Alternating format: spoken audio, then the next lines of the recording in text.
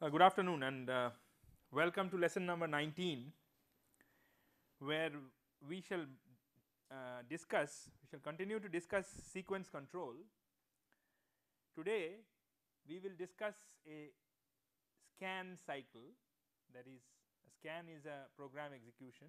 So, we will discuss how programs are cyclically executed, and we will discuss the nature of its impact on performance, and we will also discuss how to write some simple relay ladder logic programs.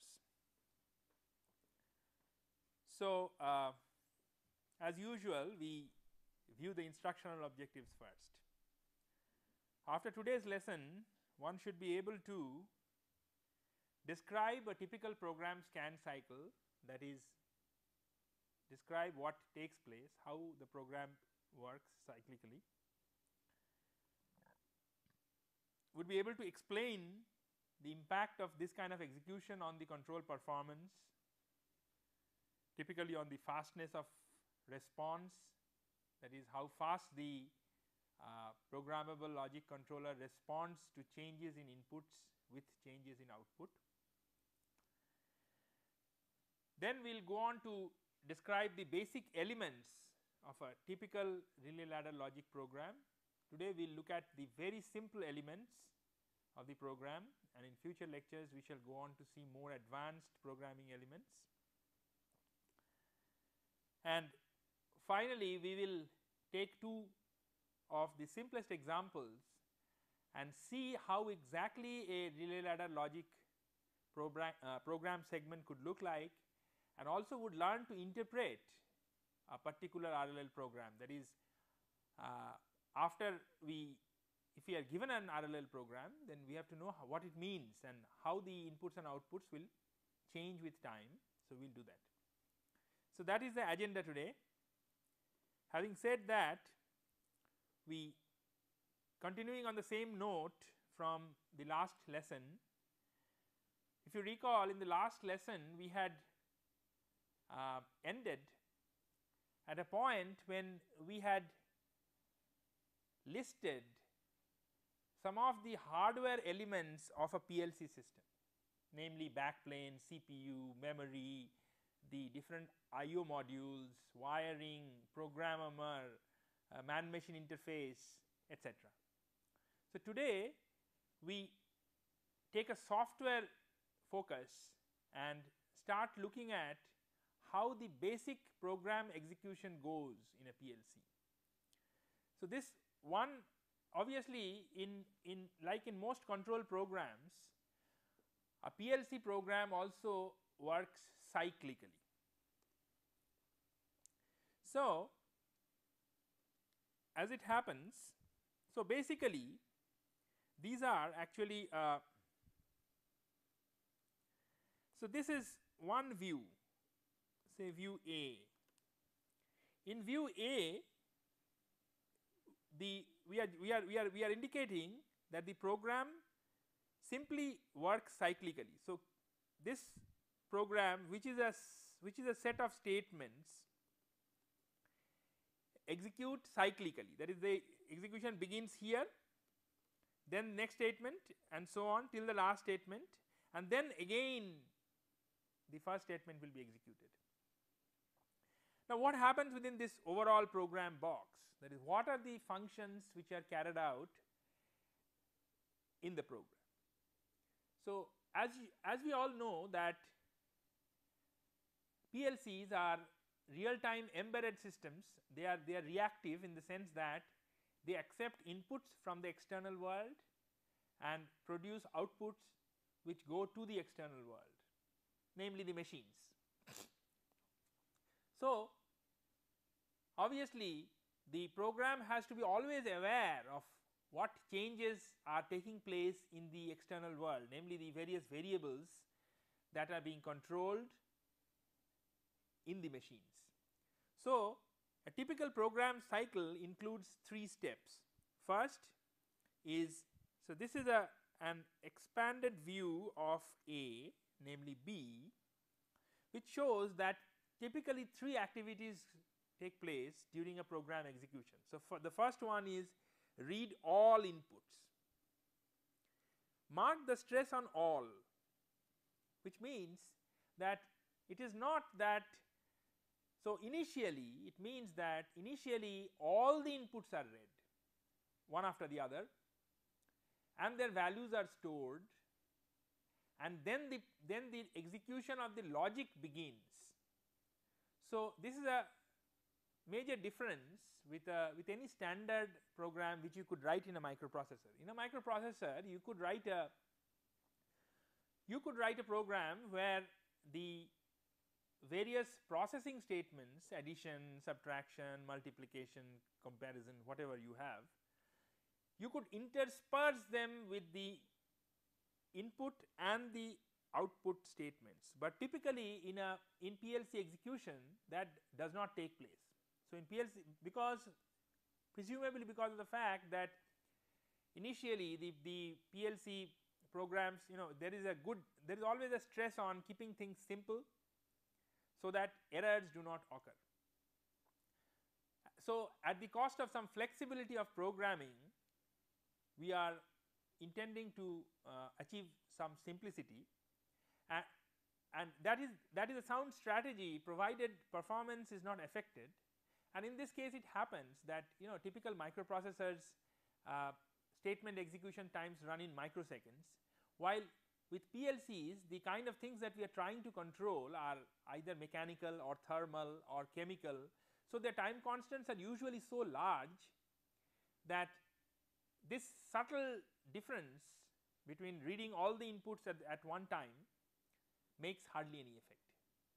So therefore typically for PLCs all inputs are read at one shot in the beginning.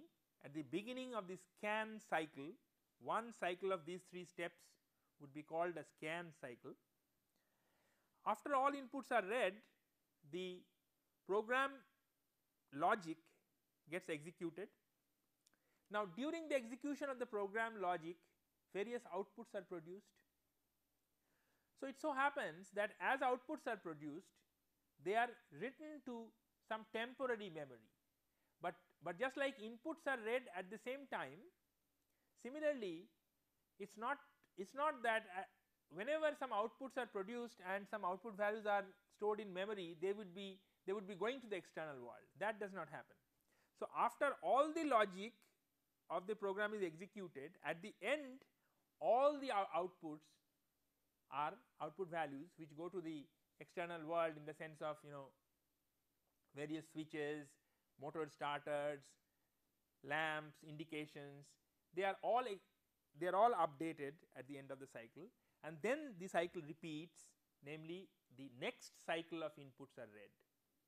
So this is the typical way that a PLC program scan takes place. And so C is a kind of shows the kind of memories that are used in the PLC system. So you have 4 kinds of memories. First you have what is known as program memory, where the logic program is stored. That is the first one. Then you have what is known as an input image. So when the inputs are read, they are for the program logic evaluation, these input values will have to be read from time to time during the evaluation of the logic. So therefore they have to be necessarily stored in memory. So where the input values are stored is called an input image. So this is the second use of the memory. Similarly, as outputs are produced, as the logic gets computed, outputs are produced, and they have to be stored till the time that they can be transferred to the external world. So for that the output image memory is used. And as we know that for all computation we need certain, in addition to the input and output variables, we need certain temporary variables which are so for storing these things we need some other additional memory. So this shows how the overall memory available in a PLC system is used, right. Having understood that, we have to understand that this kind of a program execution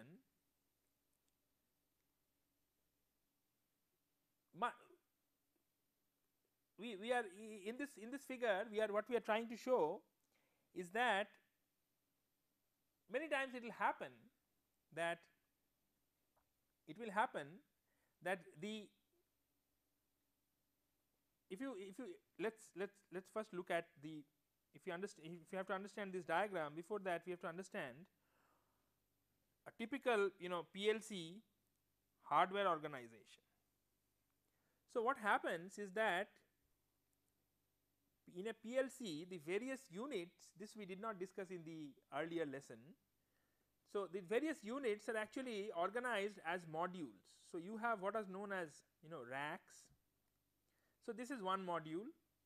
Similarly, there could be another module by the side of it.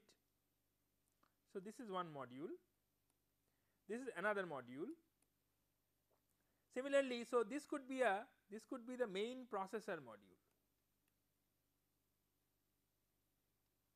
Similarly, this could be an analog IO module, input module, let us say. Similarly, you can have digital input, digital out, various kinds of modules. So what happens often is that, so now you see this processor, the external variables, that is the various signals, get interfaced to these modules. And similarly, this could be a digital output module.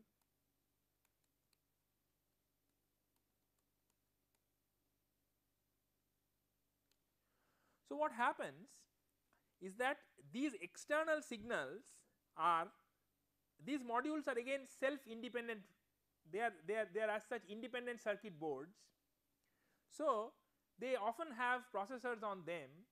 So what happens is that the processor here,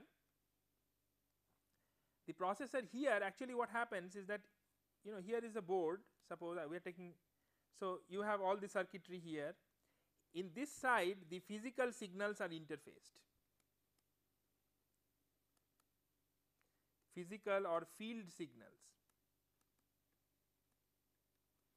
and on this side so these are physical signals, and on this side symbolically maybe in a buffer, this is a buffer,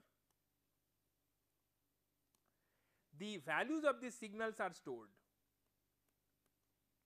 So when the processor module reads an input, it is not that it reads these physical signals, it actually reads these buffer values which are stored, which are continuously kept in the buffers by the IO cards, right. So and these IO cards often work under the control of the processor.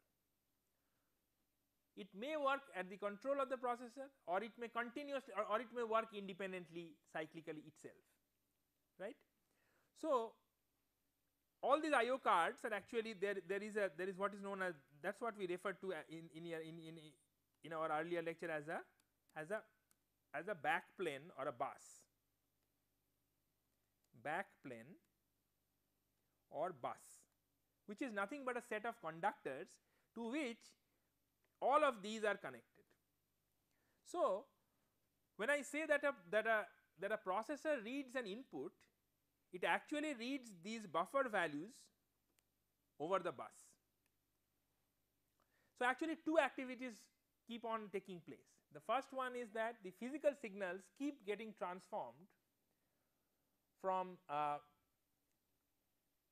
either to these buffers, and these buffers could be physically situated either on the card, or it could even be situated in the processor memory. So it may so happen, those who have studied microprocessors will understand this, that it may so happen that these cards every few units of time convert these values, and then using some interrupt mechanism they will transfer these values to some part of the processor memory. So what I am trying to stress is that here there are two kinds of cycles going on. One kind of cycle continuously cyclically samples the physical inputs and transforms them to a part of the memory which we call the IO image. And the processor, when it reads, it actually reads from that image, right. Now, so having understood this, so what is happening is that, so you see these are the various racks, these are the various racks. So these are the IO racks. This could be an analog in, this could be an analog input. Similarly, this could be a digital output, various kinds of things. So there is a scanning mechanism which goes on, which continuously updates, either reads from the racks depending if it's an input rack, or writes to a rack from a part of the memory. This memory can be at the scanner, can be at the cards, at the various places. Okay. While the main PLC program scanning actually reads these IO images, from this IO image it actually reads the inputs, and whenever it actually produces outputs, it also writes to this IO image, and so it keeps writing to this IO image, and then finally they get transferred to the racks. So this is how the basic activities go on in a PLC. So now we have to see that what is the result of these activities, this kind of scanning, what kind of response, what kind of impact it has on the various input and output updating. Typically we are interested to know how much of delay we can expect in responding to an input change. So imagine that this is there could be a best case and there could be a worst case. So we are first looking at the best case. So what could happen is that remember that the planned input can change at any arbitrary period of time. We cannot control that, right. So suppose the planned input changes just before the inputs are read. So then immediately after it changes, it will be read. That is, this change will be reflected and will come to the processor IO image very quickly. Then while the program will be executed, then in computing the output value, the latest change of the input value will be taken care of, will be accounted for. So possibly due to this input change, at the end of the execution there will be an output change. Now since it may actually happen, suppose this is the ith statement. This is the ith statement, that is the effect of this input is used to compute some output at the ith logical statement. So then what will happen is that during execution, this is the point where the ith statement gets executed. So actually in the processor memory, the output changes at this point of time. However, it does not go to the physical world till the whole program execution has completed, as we have said. So therefore the output, the physical output which goes to the process gets affected only at that time, and there is this is the amount of delay that is bound to occur. So there is the best case response time is the delay of one scan, which depends on many factors like the speed of the PLC execution, also the length of the RLL program, etc. This is the best case. It is called the best case because the input was read immediately after it changed. So there was no delay in sensing the change in the input. In the next case, as we shall show, that we shall see the worst case where this is just the opposite. Oh. So, this is the opposite, this is the worst case. So, what is happening here? Here unfortunately the input has changed just after a reading cycle was completed. So, therefore, this change of the input was not sensed by the PLC in this scan cycle. In this scan cycle it did not sense that the input has changed. So, therefore, it computed, by this time it had computed and sent out the outputs once, but however those outputs did not reflect the new value of input which occurred just after the input in this cycle took place. So, that is why it is the worst case. So, it occurred, so there is a maximum possible delay. However, at this point in the second scan cycle the inputs will be read again, and this time this change is going to be sensed, and now after this, after having sensed this, there will again be one cycle of delay. So, therefore, the worst case of delay is 2 scan cycles.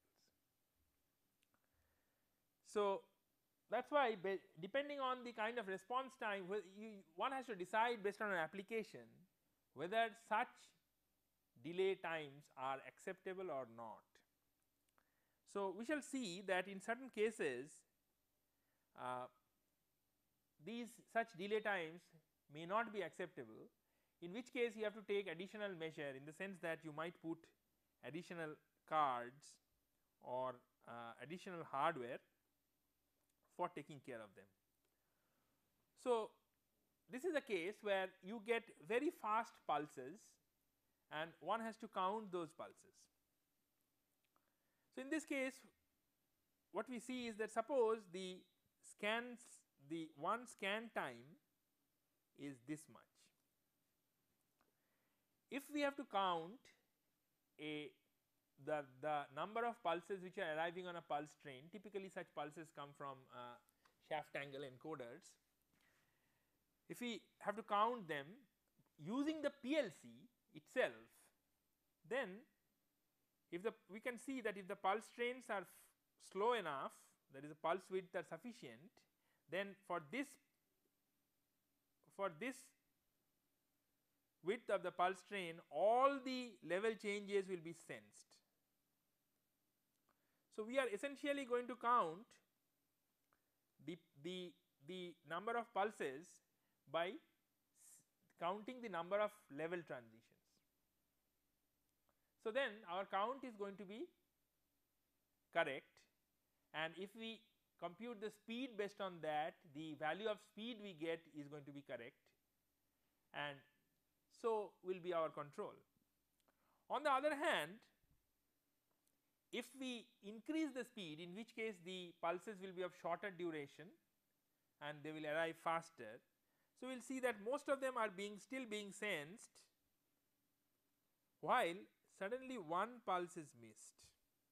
So, you see that the program was scanned for this pulse, when the program scanned it, the value was 0, and when the program scanned it next, the value was again 0, and so the program assumed that it remained 0.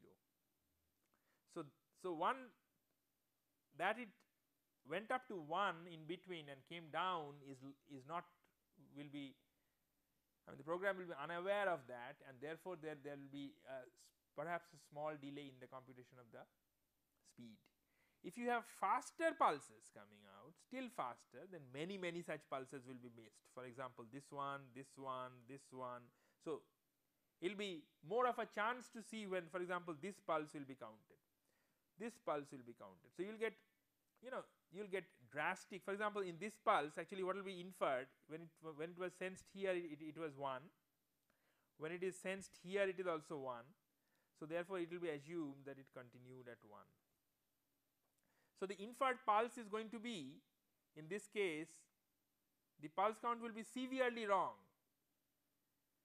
So, it will assume that it has continued here and then it is continuing here and then it is continuing here and then it is continuing at this point it is rises. So, the count will be a small fraction of the real speed and we are going to be totally out. It is actually for this reason that for counting fast pulses you cannot use the PLC itself, but rather use a special card. So, that card does not have the purpose of that card is solely to count the pulses coming from such a fast shaft angle encoder. It is not loaded with any other task. So, therefore, it can really sample that line very fast and therefore, can compute the speed, and the speed can be made available to the PLC in terms of a value. So, rather than the PLC counting the pulses, somebody else will count the pulse and will convert it to a value which the PLC will read from time to time. So, it is for such reasons that sometimes special functional modules like as we mentioned in the earlier class, that sometimes special high speed counter cards are needed. It is for this purpose. So, we move on and we look at the predecessor of a PLC. Actually, as we have said that PLC is just before the PLCs were invented or made out of microprocessors, such sequence control problems used to be typically tackled using control panels, which typically employed things like relays, contactors, various kinds of switches, lamps, various kinds of electromechanical timers and such things. So, they were actually physical devices which were hardwired. So, they were typically arranged for ease of maintenance and installation, etc. They were typically arranged modularly. So, the typical arrangement would be that there will be a positive voltage bus bar and there will be a negative voltage bus bar, and you will implement a particular logic, that is you will implement basically a network which is a series or parallel network, of various kinds of switches. So, under only certain specific conditions of these switches, there will be a connection from this point to this point. Otherwise, under other conditions, these two ends will not be connected. So, when they are not connected, the voltage will not appear here and therefore, current will not flow. And so, whatever this output is, this is sometimes used to be called an output coil, because they were typically physical devices like solenoids or motor starter coils. So, they are typically coils. So, they are sometimes called output coils. It's a legacy. They are still sometimes called output coils. So, then the current will actually flow through this. So, it is therefore, by this switch network you can actually control the situations under which this output is going to be excited. So, this is the way things were made, and when PLCs were made initially, see, you can always make a new device, but it is relatively more difficult to change the training and the mindset of the people who use them. So, just respecting the background of the practicing engineers, the PLC programs, the PLCs are nothing but microprocessor based systems. So, if you see, essentially PLC programs are nothing but assembly language programs. However, just so that people can write them and people can interpret them better without making mistakes. So, therefore, a graphical kind of programming language was evolved and it was used so that the engineers could think in terms of relays, and then using some tool, such pictures, such relay connection pictures could be transformed to an assembly language. So, that is why programmers have to be used to convert such graphical programming language which resemble relay ladder logic, the physical relay ladder logic, and they actually get kind of compiled into an assembly language program or a machine language program, and they run on the PLC. So the kind of PLC programs that we will see, they will also be organized like relay ladders, while there is no real relay here. So we will draw these power rails which are virtual, because this is entirely an abstraction, and each one of these program statements will be called a rung. So actually these relay ladder logic programs are nothing but a series of rungs having between two rails which are virtual. So the left part of the rung is a network of the various ladder logic elements, like various kinds of contacts, timers, etc., and followed by an output coil which shows under what condition that output is going to be excited. So this is the way we are going to draw them. So coming to the so now we have to understand. So you see that how the PLC program will be executed. So one after the other, starting from the top, after the inputs are read, program execution is simply executing the logic of the rungs, evaluating the output values from the top one after the other.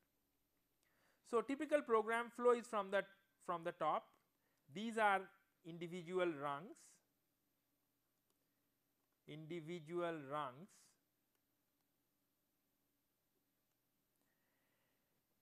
Now you have several logics, and they are all executed between one input read and output read. So it may appear to you that in what order you are going to put these logics one after the other is actually immaterial. It makes no difference, but it does.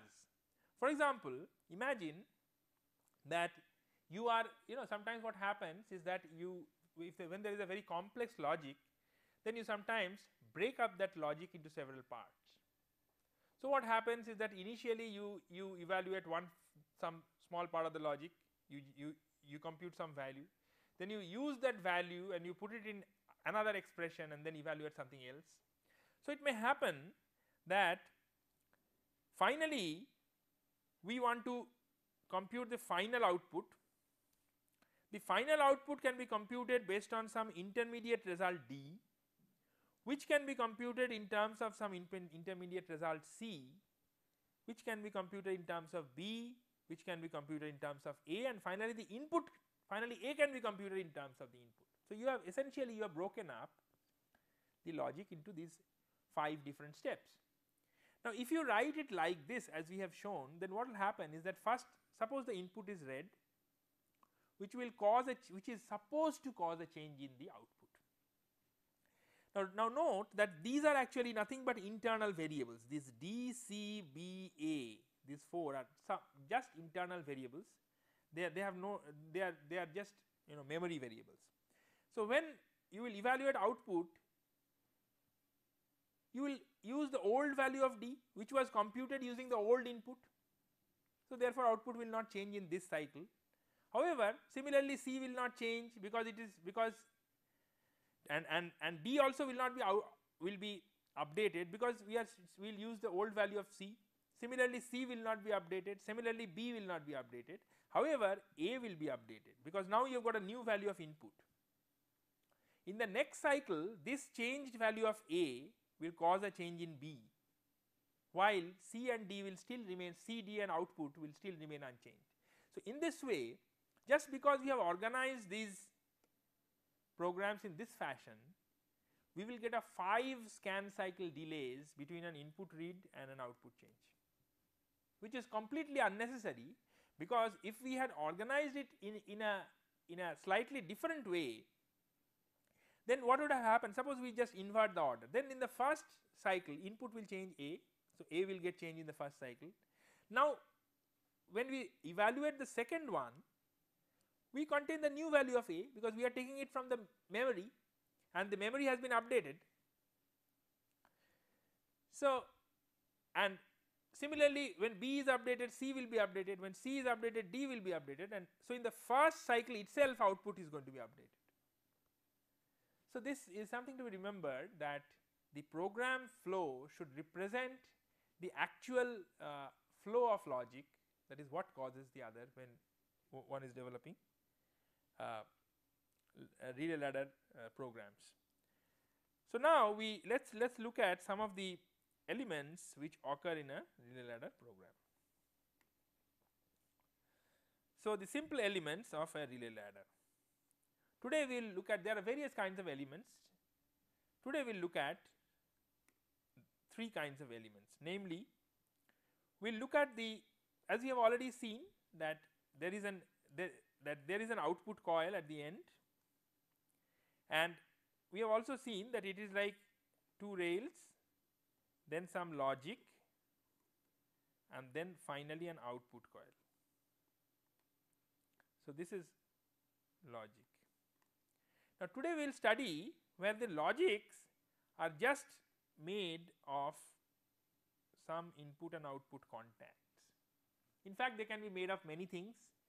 They can be, actually these input and output contacts are, those who have studied digital electronics, they are like combinational circuits, while we could also put other elements in this, within this logic, to make this logic a sequential logic using timers and counters and things like that. So, that we will see in the next lesson. Today we are going to see circuits which are made simply of various kinds of switches. So, basically combinational logic. So, before we change this, we must mention that there are, now these switches are of two types. Some of them are called input contacts. So, they correspond to, these contacts are physical, they are abstractions of real physical inputs, like some photo detector has detected a part. So, it has changed from 0, it has gone to 1.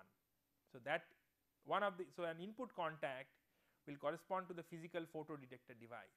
Similarly, there may be a limit switch, or there may be a pressure switch. So, these are, or there may be a push button which the user pushes physically, maybe the operator pushes. So, such contacts will be called input contact, which are externally exercised by the machine, that means external to the PLC, and which are real, that is, there are, corresponding to these contacts, there are real physical devices. On the other hand, sometimes we will use some memory variables as contacts. For example, as we have said, that we can use some value of the output coil. Suppose the output coil value of the ith rung we may use in the jth rung. So, how are we going to use that? So, to use the value corresponding to an output coil, we will create a contact. Such contacts are called auxiliary contacts. So, they have no physical existence. They are simply just memories, okay, and they are used actually for logic evaluation, and they are exercised when an output coil is energized. So, these auxiliary contacts correspond to output coils. And finally, an output coil is also corresponds to a physical output in the real external world. So, now, so these are the three elements with which we first will construct our simplest PLC programs. We will use two types of contacts. The first kinds of contacts are called not no contacts, they are NO contacts. NO means normally open.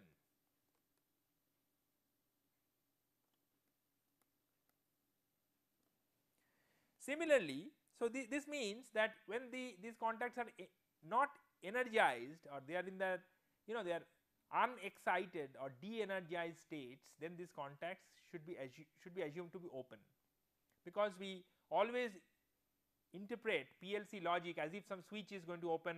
So, we are always looking for closed paths on the RLL programs. So, when that contact will, for example, when a push button is not pressed, if it is represented by an NO contact, then when it is not pressed, that contact in the RLL ladder logic is going to remain open. So, we must interpret it that way. Similarly, we might have what is known as an NC contact, where NC stands for normally closed.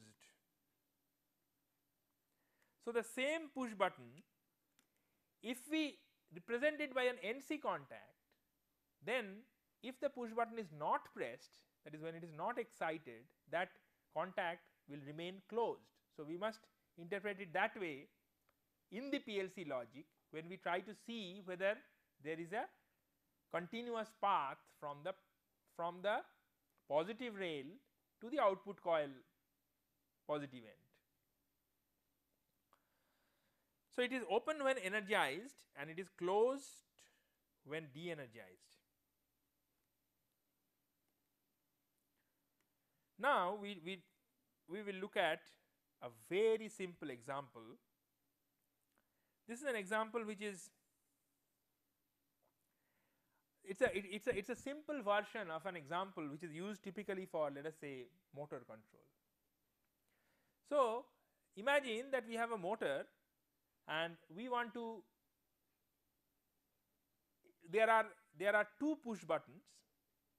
One says go forward, so the motor will rotate in one way. It could be a movement of a motor, it could be a movement of a plunger in the forward direction. Similarly, there is another push button which says go in the reverse direction. So, how is this achieved? This is typically achieved by, if current flows in, so maybe there is some solenoid somewhere. So, if this is positive, this is made positive, this is negative, current will flow in this way, and then the motion will take place in one direction. On the other hand, if this is made positive and this is made negative, then current will flow in this way, and then probably the motion will take in the other direction. This is the way it is done. So, therefore, sometime you have to connect the positive terminal to this point, and sometimes you have to connect the positive terminal to this point. Now, a potentially hazardous situation exists, that is, if by chance there are two different switches, if they are pressed together, then what is going to happen is that the positive terminal and the negative terminal will get shorted. This may cause an accident. So, we want to have a logic, we do not feed the push buttons directly, rather than we take it through a PLC, so that we ensure that even if they are pressed together, no such problem will occur. So, now we see what is going to happen. So, you see that these two push buttons, corresponding to each push button we have two contacts. So, corresponding to the first push button, which we called IN001, we have two corresponding to IN001, yeah, okay. Now, you see, sorry, this IN001 is actually a master control switch. So, nothing will happen, see the motor will not rotate either this way or that way unless this switch is pressed. So, this is like an emergency stop, you know. This motor has three modes. So, it has a mode move forward, it has a mode move reverse, and it has a mode stop. So, if this is actually a stop switch. So, you see that, and these are the two output coils, which you can say symbolizes the arrangement of switching the power supply to either the positive and the negative. So, when this becomes 1, when OP001 becomes 1, then the motor gets supply in one way, and when OP002 becomes 1, the motor gets supply in the other way, and when both are 0, it does not get any supply, so it is standing. So, we see, first thing we see that these are normally closed switches, and when IN001 is excited or the stop switch is pressed, then these will become open, because they are normally closed. So, therefore, obviously there is no question of this positive rail, they are getting a continuous path to the output coil. So both will be off, fine. So we have satisfied that condition, that is the stop switch is pressed, it is going to be 1. Next, suppose the stop switch is not pressed, so it is off. Now if we pressed, suppose this is a push button, this is let us say forward. So if this is pressed, now you see initially both are off, so therefore this is also on and this is also on. So when this is pressed, this will become on and there will be a continuous path to the output coil. So this is the forward coil and the motor will start moving forward. Now note that this is an auxiliary contact.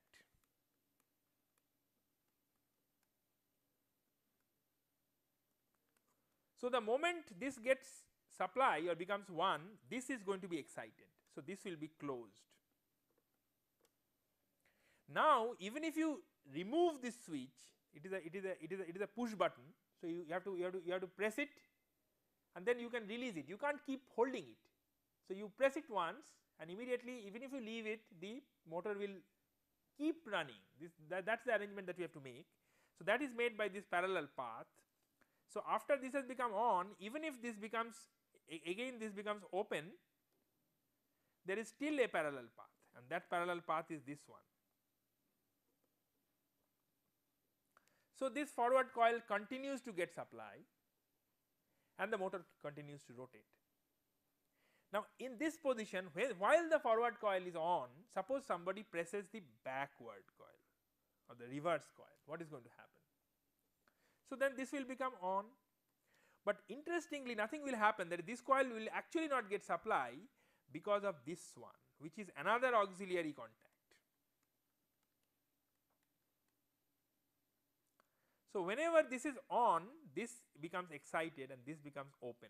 So this will be open, which means that even if this is already open because this is off. So even if this becomes on, there is no, the continuous path stops here because this is open. So therefore this cannot be excited while this is on.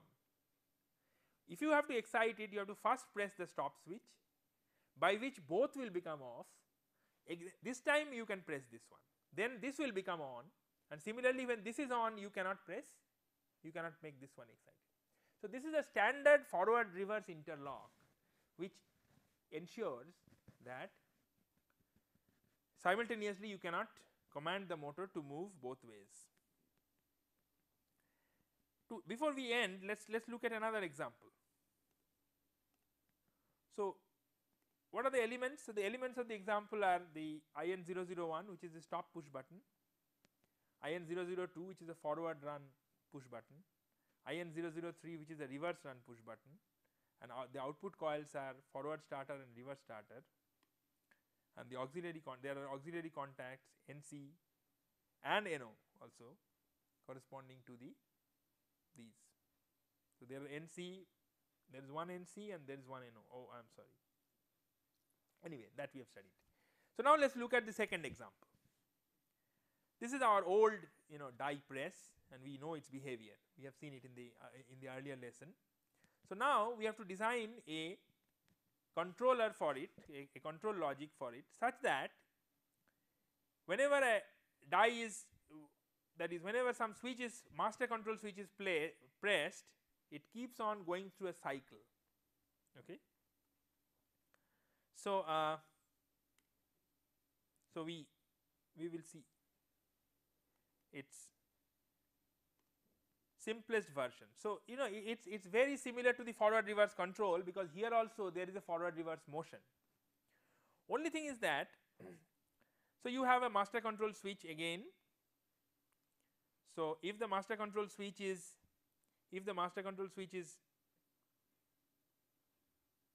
if it is master control stop, it's kind of emergency switch. So if it is flicked, then this machine does not work. So neither up solenoid nor down solenoid will get supply. That is fine. Now initially, suppose the press is in the bottom position. So the down lamp, that may be the parking position or the shutdown configuration. We are not discussing how it will come to the shutdown configuration. We are just saying that from the shutdown configuration, if it starts, I mean how does it start. So, because the down lamp will be made, so this will become on. The moment and so initially yeah, down lamp is the, so what will happen, so it's down, and because the down solenoid is this because the down solenoid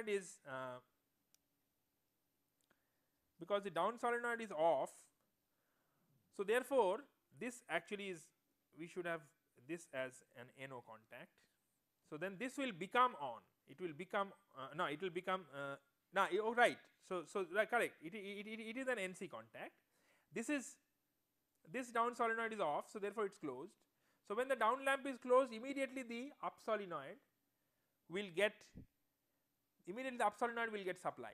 So when the up solenoid gets supply, again this will become, this is an auxiliary contact, so it becomes on. Now there is a path through this way. Note that as it moves, so immediately when the up solenoid is on, the press will start going up, and when it goes up, the down limit switch and the down lamp will glow, will open. So even if this opens, but the up solenoid will be on and it will keep going up. Now the point is that it must stop somewhere. So when it will reach the uppermost position, at that time the up lamp will glow. When this will be glowing, this will become open. So then the up solenoid will become 0. So now the up solenoid becomes 0, so therefore this is closed and the up lamp has grown. So this is now closed. So immediately the down solenoid will now get supply, and when the down solenoid gets supply, this is closed and the down lamp is anyway not excited. So therefore it will start coming down, and then the up lamp will open, but still there is a path in this way, and the down solenoid will keep getting supply, and so the press will keep coming down under hydraulic pressure. So you see that using another contact, we have just ensured that there is alternating motion. So these are the two examples of RLL that can be constructed with simple contacts. To review the lesson, we have seen three major topics. One is a PLC program execution. The second is, we have seen the simple RLL programming elements of NC and NO contacts and input and auxiliary contacts as well as output coils. And finally, we have seen two simple RLL programs which have shown that how to create interlocks and how to create alternating motion. There are some points which you could test questions or points to ponder. For example, what is the difference between the execution of programs in PLCs and that you could write in a normal PC or a microprocessor, as we have seen that the difference is in the way input output is done. What is the basic difference between normally closed and normally open contacts, and input and auxiliary contacts, and it will be interesting to see that what could be possible defects. We have the die press controller that we have given is a very simple controller. What could be possible defects with it? And finally, it will be good if you can try to draw your own RLL program for the control of a pump to keep the water level in a tank below a mark. So imagine that your house, in the house you have put some PLC control such that you never run out of water, and it will sense the water level. So a very important part before designing the RLL is to identify the inputs and the outputs of the controller. What sensor you are going to use, what are going to be the outputs of your PLC, etc., and then try to write the RLL program. So that is all for today. Thank you very much. We will see the next lesson in the next class. Thank you very much.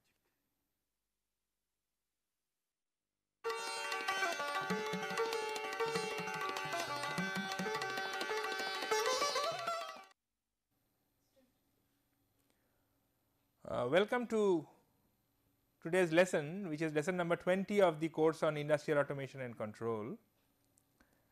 Today we are going to look at some new programming elements, namely timers, counters, etc., which are required for RLL programming. We are going to understand their meanings and see their use in real simple but real typical industrial programs. So, before we get on, we take a look at the instructional objective, which is to, so that a student will be familiarized, or he will be able to describe various types of timers used in relay ladder logic. He will be able to describe a counter. He will be able to construct RLL programs for simple problems involving these timers and counters, and he will also be able to be familiar with some program control, data transfer and arithmetic instructions, which are required in, just like in any program you require if then else statements, which are program control statements, add statements, you need statements for moving data from one location to the other. So, here also you need such constructs. So, for writing complete programs they are sometimes necessary. So, we will get familiarized with some of them. So, we have come to the end of the lesson, and in this lesson we have seen the various timers and counters, and we have also seen some arithmetic, data move and program control operations, and finally we had seen other macro operations like a sequencer. There are sometimes even some other continuous mode operations also like PID, etc., which we have not seen so far.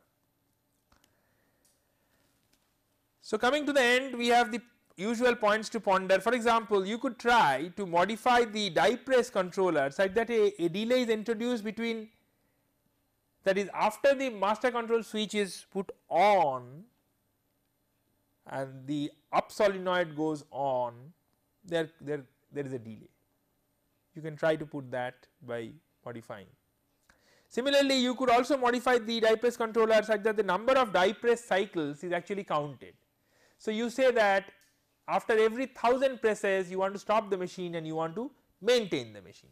So, you want to count every time a complete cycle of die, there is one going up and one going down, is completed, and you want to count them, and after it reaches a count, you want to stop the machine for maintaining. Similarly, you could improve the RLL program, which we said in our earlier points to ponder, RLL program for control of a pump to keep the water level in a tank by introducing a hysteresis in your on off control cycle, and also sampling the water level every 30 minutes, that is not continuous sampling the water level every 30 minutes. So, that is all for today. Thank you very much.